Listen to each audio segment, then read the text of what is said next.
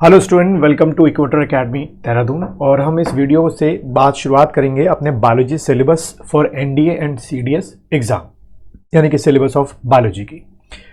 तो आप में से जो सितंबर में एनडीए और सीडीएस एग्जाम में अपीयर होने जा रहे हैं, बायोलॉजी एक बहुत बड़ा चैलेंज है आप लोगों के लिए, तो वीडियो को शुरू से लेकर अंत तक देखिएगा।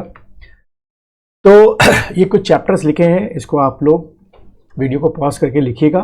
देखिए, सबसे पहला जो चैप्टर है वो है आपका फर्स्ट चैप्टर, आप कहेंगे इंट्रोडक्शन ऑफ बायोलॉजी। इसमें कुछ बेसिक आपके टर्म्स हैं बायोलॉजी में जो आती हैं, क्लासिफिकेशन है जो हम लोग पढ़ते हैं, बेसिक साइंटिस्ट के नाम है जिन्होंने बायोलॉजी का क्लासिफिकेशन किया था कि भाई उसके अंदर जूलॉजी है, बॉटनी है, साइटोलॉजी है, फिजियोलॉजी है, एंडोक्राइनोलॉजी है, 9 सिस्टम्स है, वो सब चीज़ें इसके अंदर हम लोग थोड़ा बहुत पढ़ते हैं। उसके बाद सेकेंड चैप्टर जो है हमारा वो है साइटोलॉजी, जिसको आम भाषा में हम लोग सेल बायोलॉजी बोलते हैं। इस सेल बायोलॉजी के अंदर में हम लोग दो जो सेल्स हैं उनके बारे में बहुत डीप में जाके पढ़ते हैं। पहला तो आपका है प्लांट सेल, ठीक है, और दूसरा जो है वो आपका क्या है, एनिमल सेल है। अगर मैं क्वेश्चंस की बात करूं तो इससे 1 या 2 क्वेश्चन आपके एग्जाम में आ सकते हैं कि प्लांट सेल के कुछ फीचर्स आपसे पूछे जा सकते हैं और एनिमल सेल के कुछ फीचर्स जो है वो आपसे पूछे जा सकते हैं। उसके बाद वायरस और बैक्टीरिया जो है हम लोग एक ही साथ पढ़ते हैं। एक साथ क्यों पढ़ते हैं? क्योंकि दोनों ही आपके क्या हैं, पैरासाइट्स हैं, दोनों ही जो है आपके इंट्रासेलुलर पैरासाइट्स हैं, या खासतौर पे वायरस जो है वो आपका इंट्रासेलुलर है, यानी सेल के अंदर जाके इन्फेक्ट करता है। और वायरस और बैक्टीरिया से रिलेटेड एक बड़ा कॉमन क्वेश्चन बनता है, वो है लिस्ट ऑफ डिजीज़, ठीक है, लिस्ट ऑफ डिजीज़। इसका मीन्स ये हो गया कि वायरस से होने वाली 10 डिजीज़ और बैक्टीरिया से होने वाली 10 डिजीज़ और उनके वेक्टर, ये सारी चीज़ें हमको पढ़नी होती हैं जो अक्सर आपके एग्ज़ाम में पूछी जाती हैं।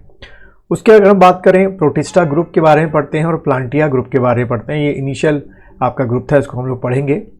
ब्रायोफाइटा, जिम्नोस्पर्म, ठीक है, और उसके बाद आपका एक एंजियोस्पर्म है जिसके अंदर नहीं दे रखा है, बट उसको भी पढ़ते हैं हम लोग। वो एंजियोस्पर्म में morphology of plants, plant tissue और न्यूट्रिशन इन प्लांट्स हमारे आते हैं।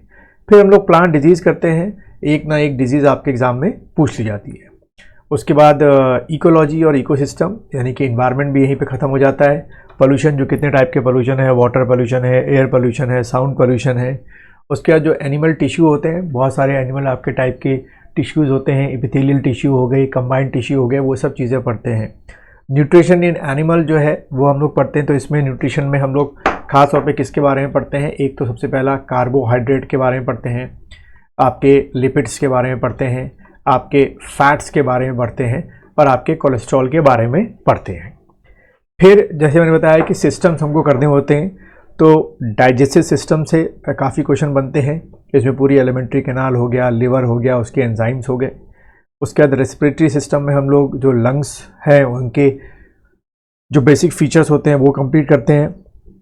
सर्कुलेटरी सिस्टम में हम लोग हार्ट, आर्टरीज और वेन्स के बारे में पढ़ते हैं। एक्सक्रीटरी में हम लोग किडनी का जो माइक्रो लेवल का स्ट्रक्चर होता है, यानी नेफ्रॉन्स, उनके बारे में पढ़ते हैं। कंट्रोल एंड कोऑर्डिनेशन, ये आपका नर्वस सिस्टम के बारे में बात की गई है। एंडोक्राइन में जो हमारी ग्लैंडें होती हैं, जैसे पिट्यूटरी ग्लैंड हो गई, थायराइड ग्लैंड हो गई, एड्रिनल ग्लैंड हो गई, ठीक है, पेनक्रियाज ग्लैंड हो गई, इनके बारे में पढ़ते हैं। स्केलेटन सिस्टम ऑफ मसल में इसमें बोन्स हो गई, स्केलेटन मसल्स हो गई, उनके बारे में पढ़ा जाता है। उसके बाद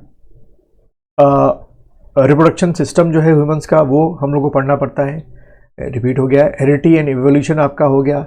सेक्स डिटर्मिनेशन, ये आपका कह सकते हो रिप्रोडक्शन सिस्टम का ही पार्ट हो गया। उसके बाद न्यूक्लिक एसिड, इसमें हम लोग जो है वो आपके डीएनए और आपके आरएनए के बारे में पढ़ते हैं।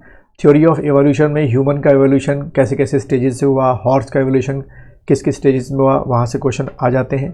बायोटेक्नोलॉजी में आप समझ सकते हैं कि जो जेनेटिक्स है या जो बायोटेक्नोलॉजी में हम लोग क्लोनिंग करते हैं उसके बारे में पढ़ते हैं। सेंस ऑर्गन में आइज़, ईयर्स और टंग के बारे में पढ़ते हैं। हेल्थ और डिजीज़, वही वायरस और बैक्टीरिया कर लिया है तो सफिशिएंट हो जाता है। एंटीबॉडीज़, वैक्सीनेशन का कॉन्सेप्ट हो गया। ह्यूमन डिजीज़ मैंने बताया, वायरस और बैक्टीरिया से होने वाली डिजीज़ अगर पढ़ लिया तो ये चैप्टर भी हमारा हो जाता है। डिफरेंट ब्रांचेस ऑफ बायोलॉजी, ये इंट्रोडक्शन ऑफ बायोलॉजी में कंप्लीट हो जाता है। Some facts of human body, एक एक लाइन के स्टेटमेंट्स होते हैं जो हम कवर अप करते हैं। और फिर ये जो सारी डिस्कवरीज हैं और इम्पॉर्टेंट फैक्ट्स हैं ये हम लोग इसमें कवर करते हैं। तो बच्चों इस तरीके से आपका ये पूरा बायोलॉजी का आपका एक सिलेबस है जो आपके एनडीए और सीडीएस के लिए बहुत ही इम्पॉर्टेंट है। तो ओवरऑल बायोलॉजी अगर आप इस चैप्टर से मिला के पढ़ेंगे तो आपके सारे क्वेश्चन जो है सही होने की जो चांसेस हैं वो आपके बढ़ जाते हैं।